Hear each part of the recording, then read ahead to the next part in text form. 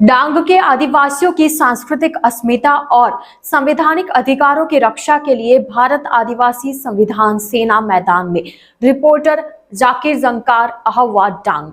डांग जिले के सुबीर तालुका सेवा सदन में भारत आदिवासी संविधान सेना द्वारा आदिवासी समाज के संवैधानिक अधिकारों और मूल सांस्कृतिक पहचान की रक्षा के मुद्दे पर मामलतदार श्री को ज्ञापन सौंपा गया। कार्यक्रम के दौरान संगठन के पदाधिकारियों ने आदिवासी क्षेत्र में हो रहे सांस्कृतिक हस्तक्षेप के खिलाफ नाराजगी व्यक्त की। संगठन के अध्यक्ष श्री नीलेश भाई एस झामरे ने कहा कि आदिवासी समाज इस धरती का मूल निवासी और प्रकृति पूजक है। उन्होंने आरोप लगाया कि बाहरी संगठनों द्वारा आदिवासी समाज के विवाह, मृत्यु संस्कार तथा पारंपरिक रीति रिवाजों में हस्तक्षेप कर उनकी मूल संस्कृति को समाप्त करने का प्रयास किया जा रहा है। ज्ञापन में मांग की गई कि 5वीं अनुसूची क्षेत्र में ग्राम सभा की अनुमति के बिना किसी भी धार्मिक या सामाजिक संगठन को कार्यक्रम आयोजित करने की अनुमति न दी जाए। साथ ही ग्राम सभा की लिखित पूर्व अनुमति को अनिवार्य बनाने की भी मांग उठाई गई। संगठन के नेताओं ने आगे कहा कि गुजरात सरकार द्वारा वर्ष 2017 में पैसा नियमों के किए गए संशोधनों से ग्राम सभा की शक्तियां कमजोर हुई है।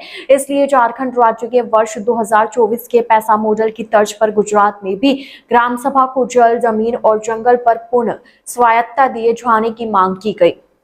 ज्ञापन में डांग जिले की भौगोलिक सीमा निर्धारित कर सीमा स्तंभ लगाने की मांग भी की गई ताकि बाहरी लोगों द्वारा किए जा रहे भूमि अतिक्रमण को रोका जा सके।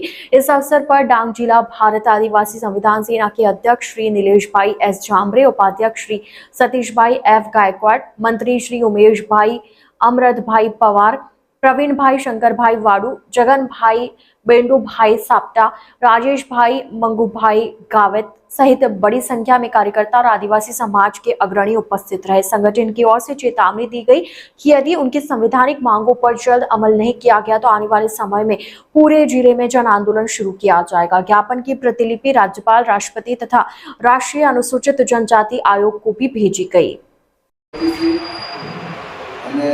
माननीय अध्यक्ष राष्ट्रीय अनुसूचित जनजाति आयोग तो आप साहेब પાસે અમે એટલી અપેક્ષાઓ રાખીએ છીએ કે આ આવેદનપત્ર તમે તમારા ઓફિશિયલી લેટર ઉપર જલ્દી મોકલો તો સારું, કેમ કે અમારા વિસ્તારમાં ઘણી આવી પ્રવૃત્તિઓ થાય છે। નાના અનેક ધાર્મિક સંગઠનો છે, એનાથી અમારી સંસ્કૃતિનો નાશ થઈ રહ્યો છે। જે અમે મૂળ આદિવાસી છે, આદિવાસી નથી કિચનમાં આવતા, નથી હિન્દુ ધર્મમાં, તેમ છતાંય પણ જે અમારી સંસ્કૃતિ છે એ સંસ્કૃતિને ખાસ કરીને નુકસાન થઈ રહ્યું છે। એ સંસ્કૃતિને બચાવવા માટે આ અમારી પહેલી પગલું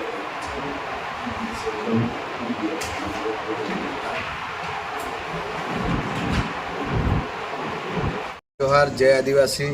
આજરોજ તારીખ 8/5/2026 રોજ આજે અમે સુબીર મામલતદાર સાહેબશ્રીને એક આવેદનપત્ર આપ્યું છે કે ડાંગ જિલ્લા 5મી અનુસૂચિ વિસ્તારમાં આવે છે અને 5મી અનુસૂચિ વિસ્તારમાં આવે છે તો અમે સરકાર પાસે એવી માંગણીઓ કરી છે કે અમારી ભૌગોલિક પરિસ્થિતિ ખૂબ ખરાબ હોવાથી અમને સીમા નક્કી કરી આપે।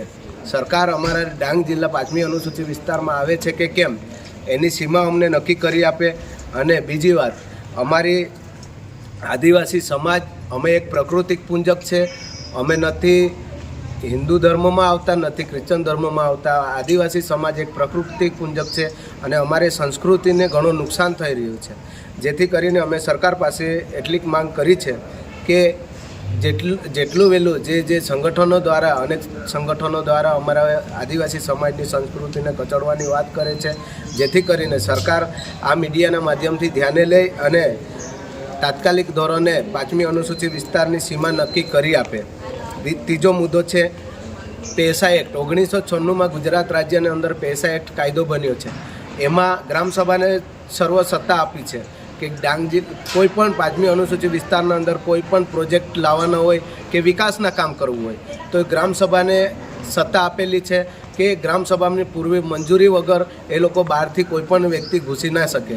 તેમ છતાંય પણ અમારી 73 એની જમીન વારે ઘડે નોન આદિવાસીઓ દ્વારા એફિડેવિટ કરીને લઈ લેવામાં આવે છે, જેથી કરીને અમે ઘણીવાર આવેદનપત્ર આપીએ છીએ પરંતુ એમાં કંઈ સુધારો આવ્યો નથી। જેથી કરીને જે હાલ 2024માં ઝારખંડમાં જે પેસા એક્ટ અમલીકરણ કાયદો બન્યો છે, જે ગ્રામસભાને સત્તા આપવામાં આવી છે, તે જ રીતે ગુજરાત મોડલના અંદર પણ થવું જોઈએ।